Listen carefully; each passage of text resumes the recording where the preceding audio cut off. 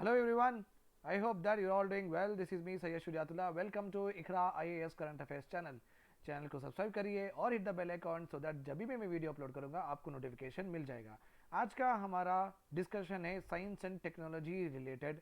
As you know that हर week में इतवार के दिन that is on Sunday science and technology news आती है दी हिंदू न्यूज़पेपर में, और हम ये भी कस्टमरी पॉइंट ऑफ व्यू हम हर संडे यही करते हैं, राइट। सो एक दो संडे मिस हुआ है, बट बेसिकली एम क्या है, साइंस एंड टेक्नोलॉजी के पूरे current affairs every Sunday Hindu newspaper के पूरे कवर करना है, right. So we are doing it very very consistently, so please be a part of it and सबको आप शेयर करिए दिस पर्टिकुलर वीडियो। और आपको पता है कि हम मंडे से लेके हफ्ते तक हिंदू एडिटोरियल्स करते हैं और संडे के दिन साइंस एंड टेक्नोलॉजी के करंट अफेयर्स डिस्कस करते हैं। बिकॉज वेरी कॉमन थिंग क्या है इसमें, आप अगर 3 से 4 साल पहले के पेपर्स निकाल के देखें, okay, science and technology as you know that 2013 में इसका इंट्रोडक्शन हुआ था यूपीएससी के अंदर, ठीक है। ये सब्जेक्ट आया 2013 में, राइट। सो जब से ये सब्जेक्ट इंटीग्रेट करे हैं यूपीएससी के सिलेबस में कंटिन्यूसली इसके क्वेश्चंस आते हैं साइंस एंड टेक्नोलॉजी के यूपीएससी के प्रिलिमिनरी और मेंस एग्जामिनेशन में। और कितने आते हैं, this is important, the count is 8 to 9, 8 से 9 क्वेश्चंस आपको साइंस एंड टेक्नोलॉजी में आते हैं। इसमें से 2-3 रहेंगे बायोलॉजी के, बाकी के सब रहेंगे टेक्नोलॉजी रिलेटेड। और टेक्नोलॉजी में बेसिकली आपको पता है स्पेस, डिफेंस, बायो, ये 3 में अगर आप परफेक्ट हैं, आपके अगर 5 अगर क्वेश्चंस आए हैं 4 हो जाएंगे, अगर 10 आते हैं इसमें से आपके 7 हो जाएंगे। बिकॉज मेजर फोकस यूपीएससी का ये टेक्नोलॉजीज में होता है, बिकॉज इंडिया का इसमें बहुत ज़्यादा एक्सपर्टीज और एडवांसमेंट चल रहा है। सो मैक्सिमम क्वेश्चंस इसमें से आते हैं, राइट। सो आप साइंस एंड टेक्नोलॉजी का पेपर छोड़ नहीं सकते, because 18 mark nothing but cut off अगर 100 है, इसमें आपको 18 आ रहा है, तो आप समझ सकते हैं कि almost 1/4 of the marks of your cut off you are getting from science and technology. और लोग और ये एक एस्टोनिशिंग सरप्राइजिंग बात और क्या है, ओके, एक इसमें एक अनोखी बात दिखती है। वो क्या है, एस्पिरेंट्स को पता है साइंस एंड टेक्नोलॉजी में क्वेश्चंस आते हैं, बट वो फिर से साइंस एंड टेक्नोलॉजी पे ध्यान नहीं देते हैं। That is another important problem with the aspirant. तो आप एस्पिरेंट को ये ज़रूरी है कि पैटर्न देखिए, पैटर्न के बाद हर सब्जेक्ट का वेटेज देखिए, उस हिसाब से उनकी स्ट्रैटेजी बननी चाहिए। बट आर्ट एंड कल्चर पढ़ते हैं, 2-3 मार्क्स उसमें आते हैं, आर्ट एंड कल्चर में उसमें से 300 पेपर पढ़ते हैं। साइंस एंड टेक्नोलॉजी के 8 से 9 क्वेश्चन ज़्यादा आते हैं, 3 टाइम्स ज़्यादा आते हैं। और साइंस एंड टेक्नोलॉजी की नोट्स भी बहुत छोटी होती है, उसमें से फिजिक्स केमिस्ट्री में तो क्वेश्चन आते नहीं है, तो उसमें से आपको पढ़ने की ज़रूरत नहीं है। बट बायोलॉजी में थोड़ा बहुत आते हैं एंड टेक्नोलॉजी में ज़्यादा आते हैं।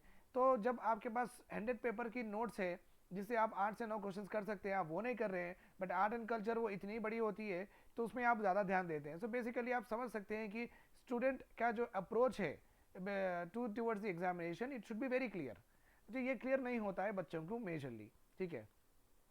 आज के हम टॉपिक में पढ़ने वाले हैं, ओके, चिल्ड्रंस। जो वैक्सीन थी आपको पता है, हम सब डबल डोज ले लिए हैं वैक्सीन के।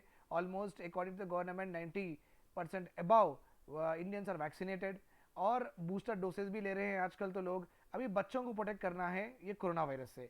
तो हम देखेंगे कि कोरोना वायरस के से जो एंटीबॉडीज प्रोड्यूस होते हैं, ये बच्चों में प्रोड्यूस होते हैं या नहीं है, या अडल्ट में ही प्रोड्यूस होते हैं। सो इसके बारे में पढ़ना है अपने को। और न्यू ऑक्टोपस स्पीशीज डिस्कवरी हुई है मोंटेना में, वो उसके बारे में भी पढ़ना है। क्रिस्पर कैस9 टेक्नोलॉजी, ये ऑलरेडी यूपीएससी में क्वेश्चन आ चुका है, तो इसके ऊपर आप डिटेल में पढ़ लीजिए, बहुत इंपॉर्टेंट है। आज के करंट अफेयर में जो भी है बेसिक कॉन्सेप्ट मैं क्लियर कर दूंगा, ठीक है।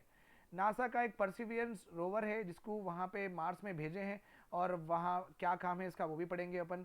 और मार्स रिलेटेड इंडिया का एक मिशन है मंगलयान, और यूएस का एक मिशन है नासा का मेवन। इसके थोड़े बहुत अपन डिफरेंसेस देखेंगे, then we'll close our chapter. ये हमारा फ्लो ऑफ लेक्चर रहेगा, ठीक है। Yes, let us go ahead. How children respond to the infection, कोई किसका इन्फेक्शन, कोरोना वायरस अगर बच्चों को इफेक्ट करता है तो बच्चों का रिस्पॉन्स क्या है। बेसिकली अगर कौन सा भी डिसीज आपके बॉडी में आता है, तो what is the mechanism is immunity. अपनी बॉडी के पास एक मैकेनिज्म है जिससे वो इम्यूनिटी प्रोवाइड करती है, नथिंग बट प्रोटेक्ट करती है अपनी बॉडी को फ्रॉम एनी फॉरेन इन्फेक्शंस और एनी पैथोजेंस और फ्रॉम एनी डिसीजेस, राइट और रॉन्ग। और ये इम्यूनिटी किस तरह के प्रोवाइड करती है, by producing what, antibodies. Antibodies my dear student ये स्पेसिफिक होते हैं। स्पेसिफिक होने का मतलब है अगर कोई इन्फेक्शन बॉडी में आ रहा है, अगर इन्फेक्शन के जो जर्म्स है वो जर्म्स इस तरह के साइज में रहेंगे, एंटीबॉडीज इस तरह के साइज में ही प्रोड्यूस होंगे। ओके, अगर वो कोई इन्फेक्शन इस तरह से आ रहा है तो एंटीबॉडी का प्रोडक्शन भी इस तरह के से ऐसा होगा। सो जहाँ पे वो कांटेक्ट करने की कोशिश करेंगे और कांटेक्ट करने के बाद में वो इन्फेक्शन को वो अपने शेप में फिक्स करेंगे, फिक्स करने के बाद वो उसको डिस्ट्रॉय कर देंगे। This is only called as what, immunity. और इम्यूनिटी बनती है एंटीबॉडी से, और एंटीबॉडी स्पेसिफिक होते हैं, हर डिसीज को अलग अलग स्पेसिफिक होते हैं। अगर एक ही एंटीबॉडी से सब डिसीज कम होती तो अपने को इतने टैबलेट्स खाने की जरूरत नहीं रहती थी। एक ही ऑर्गेनिज्म से एंटीबॉडी निकाल के पूरे मलेरिया, फिलेरिया, डेंगू सब हम आसानी से प्रोटेक्ट कर सकते थे, राइट। तो इसका मतलब ये है कि एंटीबॉडी रहो, इसका मतलब ये है कि ये जो इन्फेक्शन से, ये ऑर्गेनिज्म से, ये अलग अलग ऑर्गेनिज्म से, इसलिए अलग अलग एंटीबॉडीज प्रोड्यूस करना पड़ा, अलग अलग वैक्सीन प्रोड्यूस करना पड़ रहा। सो एक जनरलाइज रिस्पॉन्स अपने एंटीबॉडी नहीं देती है। This is very much clear to you I guess, right. अभी क्या हुआ, 150 बच्चों का वैक्सीनेशन हुआ। ओके, जो इन्फेक्टेड हुए थे 150 बच्चों का वैक्सीनेशन हुआ। तो इसमें क्या देखा गया, both adults and childrens were either asymptomatic और हैड ओनली माइल्ड सिम्टम्स। जो ओमिक्रॉन का जो ओमिक्रॉन के ऊपर करे थे, ओमिक्रॉन को इंजेक्ट करे थे बॉडी में, इंजेक्ट करने के बाद में ना बच्चों में कुछ सिम्टम्स आए ना अडल्ट्स में कुछ सिम्टम्स आए, ये एक ऑब्जर्वेशन हुआ। इसका मतलब क्या है, ओमिक्रॉन का उतना वायरुलेंस नहीं है, मतलब अपनी बॉडी अच्छे से उसको फाइट कर रही है। बिकॉज आपको पता है कि ओमिक्रॉन से पहले ही हम ऑलरेडी वैक्सीनेशन ले लिए थे, तो बेसिकली वो वैक्सीन से प्रोवाइड हुआ होगा अपने को इम्यूनिटी, तो अपने को सिम्टम्स उतने ज़्यादा दिख के नहीं आ रहे हैं, एक पार्ट फ्रॉम फीवर, राइट, ठीक है। A high proportion of children did not produce antibodies. अभी यहाँ पे बात क्या है, हम वैक्सीनेशन लिए क्यों, आप और मैं वैक्सीनेशन लिए क्यों, इसलिए लिए कि अगर कोरोना वायरस से अगर इन्फेक्शन होता है तो एंटीबॉडीज प्रोड्यूस कर सकते हैं, अपन अपनी बॉडी एंटीबॉडीज उस तरीके के प्रोड्यूस कर सकती है, और वो ये मैकेनिज्म से, यहाँ पे मैं समझाया सो मैकेनिज्म से वो डिस्ट्रॉय कर देगी, राइट। अभी क्या हुआ, यहाँ पे बच्चों में तो एंटीबॉडीज ही प्रोड्यूस नहीं हो रहा। अब क्यों प्रोड्यूस नहीं हो रहा, जो कोविड बच्चों में है, जो इन्फेक्टेड कोविड से है, उनमें एंटीबॉडीज क्यों प्रोड्यूस नहीं हो रहा, वो कैसे बच जा रहे हैं, उनमें एसिम्टोमेटिक कैसा होता है। हमारे पास तो एसिम्टोमेटिक हुआ, ये हम समझ सकते हैं क्यों, क्योंकि हम कोरोना वायरस का वैक्सीन ले चुके हैं। अब बच्चों की तो दवा नहीं निकली अभी तक, वैक्सीनेशन नहीं निकला, फिर वो कैसे अपने आप को बचा लिए हैं, वो कैसे एसिम्टोमेटिक हो गए हैं, ये बहुत बड़ा क्वेश्चन था। ओके, ओनली 24 और 54 produce antibodies on being infected. तो आप समझो कि लार्ज अमाउंट ऑफ बच्चे एंटीबॉडीज ही प्रोड्यूस नहीं हुए बट एसिम्टोमेटिक भी है, इसका मतलब उनकी बॉडी ऑटोमेटिकली वो कोरोना वायरस के इन्फेक्शन को मार दी, okay, without any antibody production. The viral load was comparable, the mean CT value अच्छा ही था। वायरल लोड भी बहुत सारे कोरोना वायरस के जर्म्स थे, इतने रहने के बाद भी बच्चों में ना एंटीबॉडीज प्रोड्यूस हुए ना बच्चों में सिम्टम्स देखेंगे।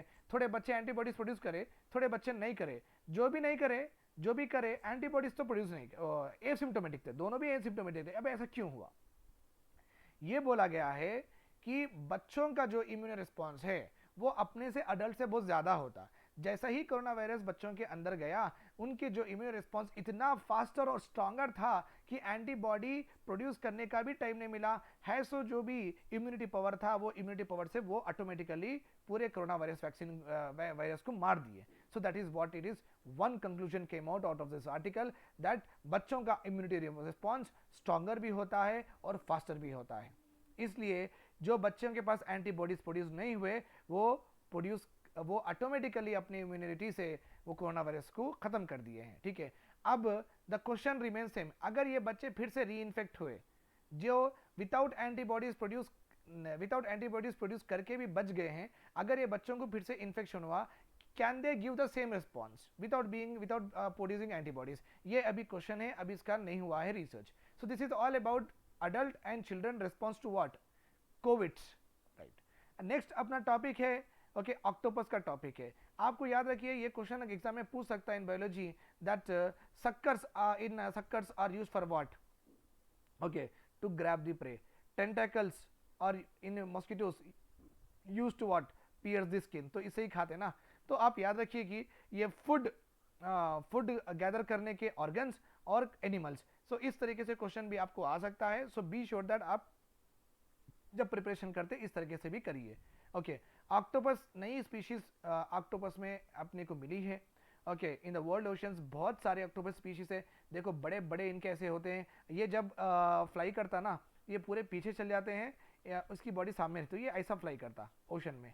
ओशन में like this it will swim. Okay, it will swim. जब ये ठहरता है ना, ऐसा ठहर जाता, तो बहुत बड़ा दिखता।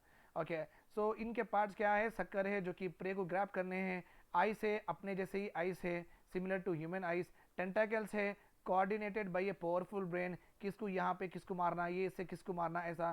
सेंसर्स भी है जिससे वो टच, कहीं पे किसी को टच करे या क्या है क्या नहीं है, टच से दे विल ऑल्सो अंडरस्टैंड कि वो चीज़ खाने की है या नहीं है, etcetera, so and so fourth. ठीक है, और 8 आर्म्स नॉर्मल है।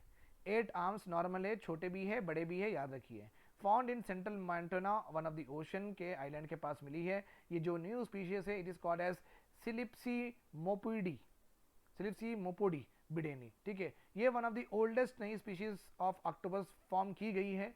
इसके पास भी 10 आर्म्स है। And octopus are considered, my dear student, intelligent animals भी बोलते हैं, इंटेलिजेंट ऑर्गेनिजम्स है ऑक्टोपस भी। तो ये अगर प्रीडेटर से बचने की भी इनके पास क्षमता है, और प्रे को हंट करने की इनके पास क्षमता है। इनके पास डेंजर, ऑफेंसिव और डिफेंसिव स्ट्राइक कैपेबिलिटीज है इनके पास, तो याद रखिए। ठीक है, so this is all about, this was in the news. ये आर्टिकल में इसमें जो जो भी लिखा हुआ है, ये पूरा इतना ही डेटा था, उससे ज़्यादा नहीं था। ठीक है, राइट। ऑब्वियसली कभी भी अपने को एक ओल्ड स्पीशीज मिलती है ना, तो अभी की स्पीशीज में उतनी पुरानी स्पीशीज में क्या डिफरेंस है, उससे अपने को मालूम होता है कि एवोल्यूशन वो ऑर्गेनिजम्स का कैसा हुआ। फॉसिल फ्यूल से ये, सॉरी, फॉसिल से यही मालूम होता है कि एवोल्यूशन कैसा हुआ। ठीक है, फाइन। अभी है स्नैपशॉट। ओके, क्रिस्पर, क्रिस्पर के बारे में पढ़ना बहुत ज़रूरी है। क्रिस्पर एक जीन एडिटिंग टेक्नोलॉजी है माय डियर स्टूडेंट। कौन सी टेक्नोलॉजी है? जीन एडिटिंग टेक्नोलॉजी है। आपके बॉडी में बहुत सारे सेल हैं, not only I say that they body में सेल है, आपकी बॉडी ही बनी है एक ब्रिक स्ट्रक्चर में, ऐसी ऐसी ही बनी है। ठीक है, और ये जो भी एक एक कंपार्टमेंट हम बोल रहे हैं, ये है सेल। सेल के अंदर आपको पता है एक न्यूक्लियस होता है। न्यूक्लियस के अंदर वेरी इंपॉर्टेंट मटेरियल होता है, जिसमें हमारे बाल का कलर क्या होना चाहिए, हमारी आंख कितनी बड़ी होनी चाहिए, मेरी वॉइस की क्वालिटी कैसी होनी चाहिए, ये पूरे इंफॉर्मेशन स्टोर करने का एक डीएनए होता है। डीएनए के एक स्ट्रैंड को हम बोलेंगे जीन, बोलेंगे एक स्ट्रैंड को हम बोलेंगे जीन। सो जीन को कट करने की ये टेक्नोलॉजी है। ओके, अगर मेरे बाल वाइट है, वाइट का कोड समझो ATGC, जीन में ये लिखे वाला है, क्योंकि आपको पता है कि DNA is A double helical structure, ऐसा। ठीक है, अगर ये मेरे जो ये कोड के वजह से मुझे वाइट बाल आ रहा है, और आपके पास ये कोड थोड़ा डिफरेंट है, इसलिए आपके पास ब्लैक कलर आ रहा है, तो मैं आपका जीन कट करके अगर मेरे जीन में लगा दिया, तो मेरे से मेरे बाल फिर से ब्लैक ग्रो होंगे, राइट। सो ये जो टेक्नोलॉजी है कट करने की, जीन को कट करने की टेक्नोलॉजी को बोलते हैं हम क्रिस्पर। इसका फुल फॉर्म देखिए यहाँ पे, clustered regularly interspaced short palindromic repeatants. Palindromic repeatants का नाम मतलब है वो ATGC ATGC, इसका जो सीक्वेंस है ना, we call it as palindromic repetitive sequence को बोलते हैं। Okay, basically this technology is for the editing of genes within organism, मेरे ही अंदर एडिट करना है। It is a part of wider group of technology that allows scientists to edit genomes and to correct diseases. Okay, diseases correct कर सकते हैं, genetic diseases, और correction of mutant genes, जैसे कि मेरा एक म्यूटेंट हो गया, चेंज हो गया, जीन चेंज होने की वजह से व्हाइट हेयर आ गया, तो ये बोलते हैं म्यूटेंट जीन। अगर फादर मदर से कुछ डिसीज इनहेरिट हुई बिकॉज ऑफ एक जीन, वो जीन को निकाल के अच्छी जीन लगा सकते हैं, तो जेनेटिक डिसीजेज भी कर सकते हैं। मेडिसिन में इसका बहुत बहुत इंपॉर्टेंट है। क्रिस्पर टेक्नोलॉजी पहले से ही थी, बट ये Cas9 आप जो देख रहे हैं ना, ये एक प्रोटीन है, ये प्रोटीन ऑफ वन ऑर्गेनिज्म है। अगर ये दो मिला के अगर यूज करेंगे हम जेनेटिक एडिटिंग में और जेनेटिक इंजीनियरिंग में, जेनेटिक सीक्वेंसिंग में, जेनेटिक सीक्वेंस बदला रहे हैं। जेनेटिक इंजीनियरिंग का मतलब है, जीन इंजीनियरिंग का मतलब क्या है, ऑलरेडी खराब हुए से चीज को अच्छे बनाने के लिए इंजीनियरिंग बोलते हैं, राइट। अगर ये क्रिस्पर टेक्नोलॉजी Cas9 प्रोटीन से मिल के अगर काम करेंगी, तो साइंटिस्ट को बेहतरीन प्रिसीशन आ रहा है, जबरदस्त प्रिसीशन आ रहा है, मतलब पॉइंट टू पॉइंट जीन को मैप करके, हाँ यही जीन है जो डिसीज के लिए रिस्पॉन्सिबल है, यही जीन है जो मुटेंट हुआ है, so they can able to easily locate and cut and replace. तो ये दोनों का समझो आप जय वीरू का रिश्ता है, ऐसा आप समझ सकते हैं। ठीक है, right, late us go ahead. Okay, NASA का एक रोवर है, ये रोवर किसी मिशन से नहीं भेजा गया है, ये rover directly as a mission भेजा गया है, that is called as Perseverance rover. देखो ये मार्स पे चल रहा है आराम से। Okay, is all set to move towards edge of Mars Jezero crater, Mars में एक क्रेटर है my dear students, please remember this, ये एग्जाम में आ सकता है। The term the crater Jezero is located in which one of the following planet, moon में है या मार्स में है या सैटर्न में है या जुपिटर में है, ऐसा पूछ सकता है, बिकॉज जुपिटर के लिए भी अपने पास मिशन है, नासा वाले ही लॉन्च करे थे, जिसका नाम था जूनो, राइट। तो ये पूछ सकते हैं, प्लीज रिमेंबर दिस, ओके। तो ये परसिवरेंस ये गया है, मस्त कलेक्ट करके पूरे सैंपल्स लेके आया, रॉक के samples, half a dozen rock samples लेके आया है। None of the samples seems to appear to be deposited by water, ऐसा सैंपल्स, कौन से भी सैंपल्स पे वाटर का फाइंडिंग नहीं था, वाटर का फाइंडिंग नहीं था, ठीक है, राइट। तो मार्स रिलेटेड 2 मिशन हुए थे वर्ल्ड में। इसरो अपना जो स्पेस नोडल एजेंसी है, okay, to launch satellites, to launch any of these space exploration mission or planetary exploration missions, अपने पास the body is इसरो, ये बेंगलुरु में हेडक्वार्टर है इनका, ठीक है। एंड इट वाज लॉन्च नवंबर 5 2013 और नवंबर 30 2013 तक ये पूरा हो गया है। 780 मिलियन किलोमीटर्स होते हैं अर्थ से मार्स जाने के लिए। सितंबर 2014 में पहुंच गया था वो 1 साल के अंदर, और हमारा कॉस्ट कितना था 75 मिलियन। ये नासा का जो गया था ये 1 ईयर प्लान हुआ इनको बनाने में, और इसका कॉस्ट ये भी 7 उतना ही जाएगा ऑब्वियसली, ओके, डिस्टेंस उतना ही रहेगा। सितंबर 22 को इनका भी पहुंच गया था, अपना 2 दिन बाद पहुंचा था, इनका जल्दी पहुंच गया था, लेकिन इनका कॉस्ट देखियो आप 671। तो आप समझो कि एज ए इंडियन हम पैसा बहुत बचाए, जो हमारी आदत है। तो इसरो के मार्स मिशन के ऑब्जेक्टिव्स क्या है, पहली बात तो, और दोनों के ऑब्जेक्टिव्स ऑलमोस्ट सेम है, उनके थोड़े एडवांस इक्विपमेंट्स रहने की तरफ से और भी है जो कि अपने को रिक्वायरमेंट नहीं है एग्जाम के लिए, बट मार्स अपने MOM is also called as Mangalyaan, Mangalyaan के ऑब्जेक्टिव्स अपने लिए इंपॉर्टेंट है examination point of view. To study the Martian surface and its mineral composition, study the Martian surface, Mars का सरफेस कैसा है, वहाँ पे टेम्परेचर कैसा है, वहाँ पे प्रेशर कैसा है, वहाँ पे गैसेस कैसा है, वहाँ पे मॉइस्चर कैसा है, वहाँ पे ह्यूमिडिटी कैसा है, और मिनरल कॉम्पोजिशन, वहाँ पे एल्यूमिनियम है क्या, निकल है क्या, कौन से मिनरल्स पाए जाते हैं, तो ये सर्च करना है। Search for methane in Mars atmosphere, methane को ये कहा जाता है कि ये लाइफ गिविंग एक गैस है, methane is a life giving gas, because आपको पता है एग्रीकल्चर से भी मीथेन निकलता, और काउ डंग एसेट्रा, ये जो एनिमल से, लाइफ स्टॉक से भी जो भी एक्सक्रीटा निकलता उसमें भी मीथेन है। तो आप समझ सकते हैं कि मीथेन लिविंग ऑर्गेनिज्म से निकलता है। अगर मीथेन अगर वहाँ पे मिल गया है, ये हम थोड़ा बहुत इंटरप्रेट कर सकते हैं, चलो भाई लिविंग ऑर्गेनिज्म वहाँ पे रहे होंगे, right. This is all about today's lecture. Have a nice day. Bye bye. Take care. I'll see you tomorrow for the Hindu editorials. As usual, please share and subscribe to our channel. Okay. Have a nice day.